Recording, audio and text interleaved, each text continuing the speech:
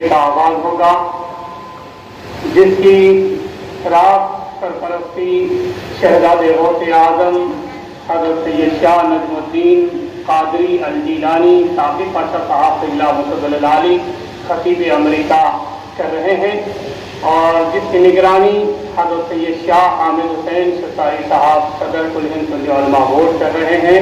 اس جلسے سے حضرت العلامہ مولانا خطیب ہند مولانا احمد نقشبندی صاحب قبلہ متضلل علی، وہ فخر جامعہ نظامیہ حضرت سید شاہ عزیز اللہ قادری صاحب قبلہ متضلل علی، ڈاکٹر مفتی حافظ محمد مستان علی قادری نظامی صاحب قبلہ متضلل علی اور دیگر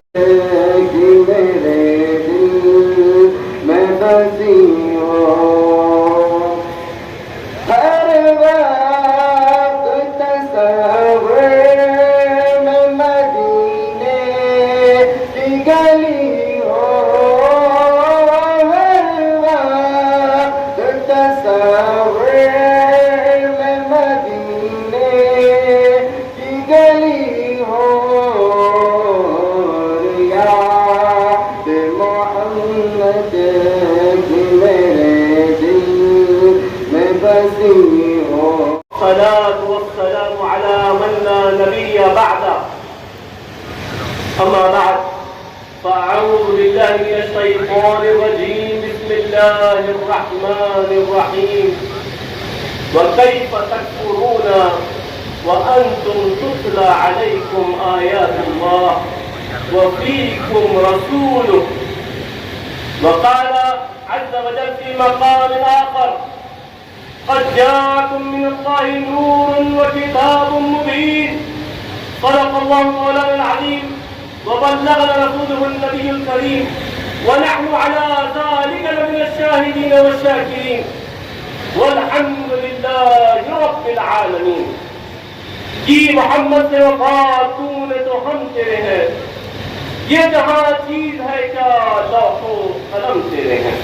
کہہ رہا ہوں دیکھیے اللہ کی حکمت کیا پوشیدہ ہے وہ خدا جانتا ہے، اس کے پیچھے کیا حکمتیں ہیں، لیکن یہ اس کا اعجاز بظاہر کرنے لگا ہوں کہ قرآن مجید کیسا زندہ موجودہ ہمارے سامنے.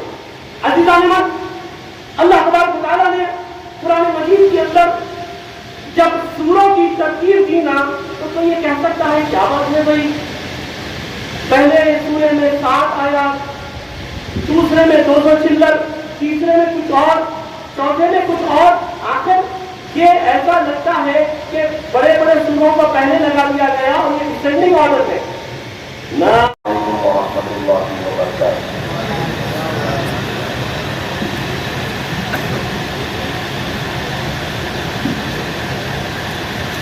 الحمد لله رب العالمين، والصلاة والسلام على سيد الأنبياء والمرسلين وعلى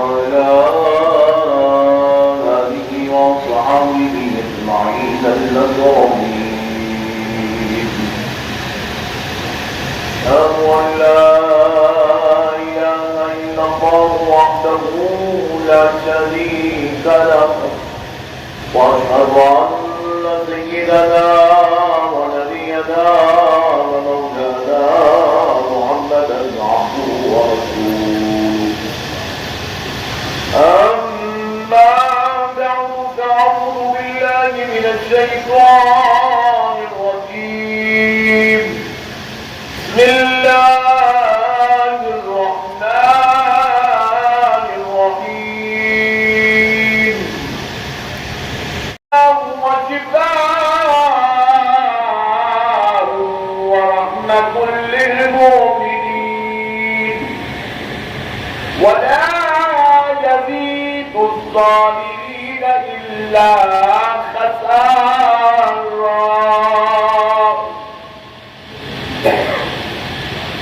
صدق الله العظيم وبلغنا رسوله النبي الكريم ونحن على ذلك لمن الشاهدين والشاكرين والحمد لله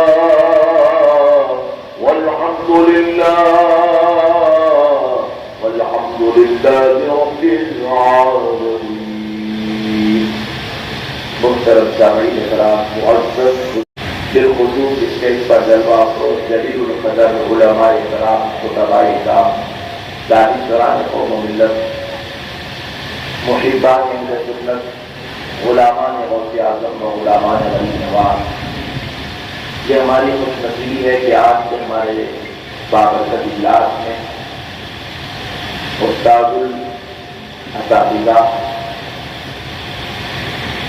عالم نبی فاضل علی ولی کامل صوفی باصفا حضرت علامہ سید شاہ عزیز اللہ قادری صاحب اللہ مجد العالی داماد برکات العالیہ والقدسیہ جلوہ افروز ہے، اور ابھی آپ نے بے مثل مثال خطاب خطیب امریکہ حضرت مولانا پیر سید نجم الدین قادری الجیلانی صاحب اللہ کو سماعت کیا، اور آج یہ سنی علماء بورڈ کا مبارک اجلاس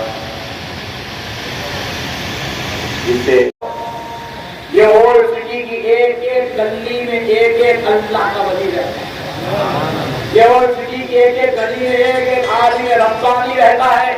اس اولڈ سٹی میں پیارے مصطفیٰ کی ثنا خوانی کرنے والے عاشقان رسول ثنا خوان رسول شعراء اکرام رہتے ہیں، مگر افسوس کی بات ہے، سدا افسوس کی بات ہے، کلیجہ جل رہا ہے، اس لیے آپ سے گزارش کر رہا ہوں، آج ہر 2 دن میں 3 دن میں یہ سوشل میڈیا والے ایک ایک ویڈیو ان کے تھرو وائرل ہوتا رہتا ہے کہ فلاں فلیٹ سے 4 عورتیں پکڑی گئی اور نعوذ باللہ وہ فحش کاروبار کر رہی تھی، جسم فریشی میں مصروف تھی، فلاں گھر سے 2 عورتیں پکڑی، فلاں گھر سے وہ پکڑے گئے، فلاں گھر سے یہ پکڑے گئے، پھر ان عورتوں کے ساتھ کچھ منحوس نالائق مرد حضرات بھی پکڑے جاتے ہیں، پوچھا جاتا ہے یہ کون ہے، تو نعوذ باللہ بتاؤ آج اس شہر پر کتنا بڑا برا وقت آ گیا ہے، یہ مدینۃ الاولیاء پر کتنے برا وقت آ گیا ہے کہ بتایا جا رہا ہے وہ جو عورتیں پکڑ گئی وہ ان کا شوہر ہے ساتھ والا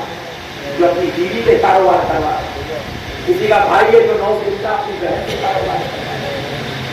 اللہم احفظنا، کیا بدترین دور آ گیا میرے بھائی۔ کیا اگر آپ پڑھتا ہوا اگر قرآن دیکھنا چاہتے ہیں تو وہ قرآن دیکھیں جو مصحف شریف کی شکل میں ہمارے ممبر و محراب اور گھروں میں رکھا ہوا ہے، اور آپ چلتا پھرتا قرآن دیکھنا چاہتے ہیں تو انہیں دیکھیں جو مکے اور مدینے کی گلیوں میں نظر آتے ہیں۔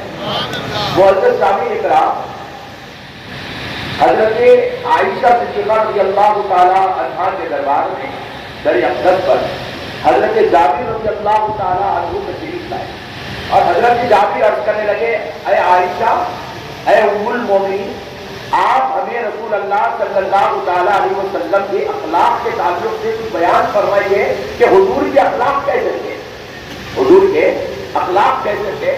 تو حضرت عائشہ نے بے ساختہ حضرت جابر کے سوال پر یوں اور ایک سوال جواباً فرمایا کہ اے جابر، کیا تم نے قرآن نہیں پڑھا؟ حضرت جابر نے کہا اے عائشہ، میں نے تو قرآن بار بار پڑھا ہے، ام المومنین ہم نے قرآن بار بار پڑھا ہے۔ تو کہا پھر جابر پوچھتے کیا ہو؟ قرآن میں جو کچھ لکھا ہوا ہے وہ اخلاق مصطفیٰ ہی کو لکھا ہوا ہے، وہ اخلاق مصطفیٰ ہی کو لکھا ہوا ہے۔ آج بعض جاہل لوگ قرآن کو الگ نبی کو الگ سمجھتے ہیں، ظالموں قرآن اور نبی الگ الگ نہیں ہے، تعارف مصطفیٰ کا نام قرآن مبارک رکھا گیا۔ ہمارے استاد محترم حضرت سیدنا صدر الشیوخ حضرت سید شاہ طاہر رضوی القادری علیہ رحمت والرضوان صدر الشیوخ شاہ نظامیہ رحمت اللہ تعالی علیہ فرمایا کرتے تھے کہ اللہ نے قرآن پاک میں جو آیات کا نزول فرمایا ہے، ہر 3 آیت میں ایک آیت شان و عظمت مصطفیٰ پر نازل فرمائی ہے، ہر 3 آیت میں ایک آیت عظمت مصطفیٰ پر نازل ہوئی ہے۔ میرے پیارے بزرگوں اور دوستوں، اگر حضور کی اخلاق دیکھنا ہو تو قرآن پاک کو پڑھیے، حضور کا کردار دیکھنا ہو تو قرآن پاک۔ لوگ جو ہے کٹورے گلاس لے کے پانی کے پاس جاتے تو گھر تک پانی تھا، ہاتھ میں لیے تک پانی تھا، مجھے قریب لاتے وہ پیشاب بن جاتا تھا۔ اتنے دردناک عذاب اللہ ان کے اوپر مسلط کرتا تھا، وہ اگر کوئی گناہ کر دیتے تو دوسرے دن صبح ان کے گھر کی دہلیز پر وہ گناہ تحریر کر دیا جاتا تھا. وہ اگر گناہ کر دیتے تو ان کی پیشانیوں پر ان کا گناہ تحریر کر دیا جاتا تھا. وہ اگر کچھ گندی حرکت کر دیتے پوری قوم کے ان کے گندگیوں کو، برائیوں کو، خطاؤں کو، گناہوں کو ظاہر کر دیا جاتا تھا.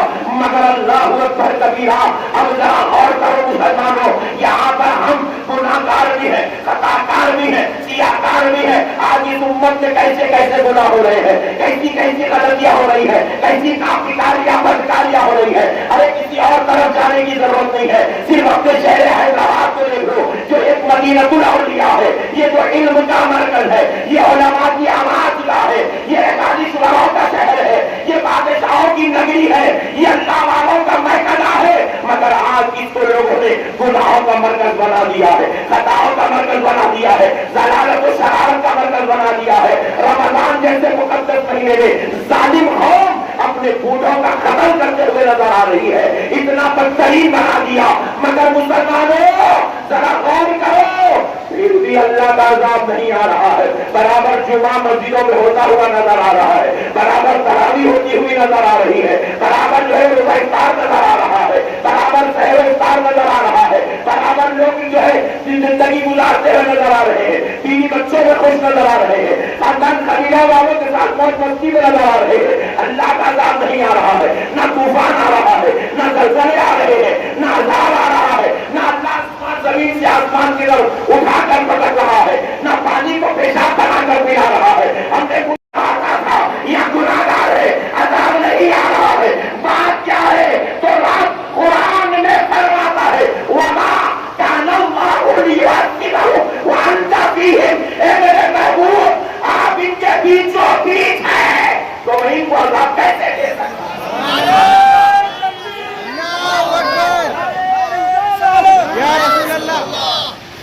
اللہ اللہ، بے وقوف نہیں مانتے ہیں حضور کی حیات دائمی کو، حضور کی حیات پاک کو نہیں مانتے. کہتے نعوذ باللہ، نعوذ باللہ. وہ جملے دہرانے بھی مجھے شرم آ رہی ہے. کہتے حضور نعوذ باللہ مٹی میں مل گئے، حضور کی حیات ختم ہو گئی، حضور وفات میں ہے. نعوذ باللہ من ذالک. اللہ کہہ رہا وَأَنْتَ فِيهِمْ حلیم، آپ ان کے بیچوں بیچ موجود ہیں. اگر حضور صرف مدینے میں ہیں تو پھر حیدرآباد والے کیوں عذاب سے بچ رہے ہیں؟ اگر صرف حضور مدینے میں، حالانکہ قائدہ بھی پیارے مصطفیٰ پر سلام کا نذرانہ پیش کرتے ہیں. اللہ کی قسم و پیارے مصطفیٰ و نفس نفیس غلاموں کا سلام خود سماعت فرما، حضور سماعت فرما، حضور سماعت فرماتے ہیں. اس کی ایک بات عرض کرتے ہوئے آگے بڑھتا ہوں. حضرت سیدنا امام جلال الدین سیوطی رحمۃ اللہ تعالیٰ، یہ وہ امام ہیں جن کی لکھی ہوئی تفسیر دنیا کے تمام مدارس میں مکاتب فکر میں پڑھائی جاتی ہے. تفسیر جلالین. پیارے دوستوں ذرا غور کرو، حضرت جلال الدین سیوطی رحمۃ اللہ علیہ نے جن 15 پاروں کی تفسیر کی، وہ تفسیر آج دنیا کے ہر مدرسے میں پڑھائی جاتی ہے. وہ جلال الدین سیوطی رحمۃ اللہ تعالیٰ علیہ اپنے دور میں عراق میں مسجد میں نماز ظہر میں امامت فرما رہے ہیں اور قاعدے میں بیٹھے ہوئے ہیں، التحیات شریف پڑھ رہے ہیں. چوتھی رکعت کا قاعدہ ہے.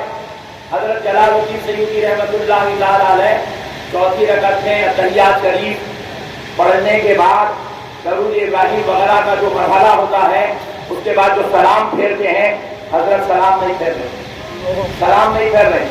حتیٰ کہ 5 منٹ ہو گئے حضرت سلام نہیں پھیرے. قاعدے میں 10 منٹ ہو گئے. حضرت جلال الدین سیوطی کی بات کر رہا ہوں.